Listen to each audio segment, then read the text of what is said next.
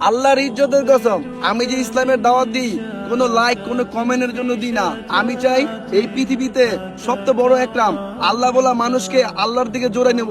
কিসের বিনিময়? কোনো বিনিময় না। মা যেরকম সন্তানদের নিঃস্বার্থে ভালোবাসে, আমি আল্লাহর গোলাম নবীর উম্মত, আমার উপরে জিম্মাদারি আপনি আল্লাহ বলা মানুষকে আল্লাহর দিকে জোরে নেবেন, কোনো অবস্থায় বিনিময় নেবেন না। আল্লাহর ইজ্জতের কসম, যদি কোনো বিনিময় খুঁজেন আল্লাহর কোরআনকে অস্বীকার করবেন, যদি বিনিময় খুঁজেন সূরা মায়দা সূরা ইয়াসিনকে অস্বীকার করবেন, নিঃস্বার্থে এক আল্লাহর দাওয়াত দিবেন। আপনার চিন্তা করে আল্লাহ আপনার এত হাজত পুরা করতেছে, আর আপনি এক রবের গোলামি কেন করবেন না? রব চাই জিন্দেগি করেন, মন চাই জিন্দেগি করেন না। আল্লাহ আপনাকে দুনিয়া ইজ্জত দিবে, পরকালে উত্তম বদলা জান্নাতে আবু বকর, ওমর, আমাদের প্রিয় নবী হযরত মুহাম্মদ সাল্লাল্লাহু আলাইহি ওয়াসাল্লামের সাথে জান্নাতে থাকতে পারবেন ইনশাআল্লাহ।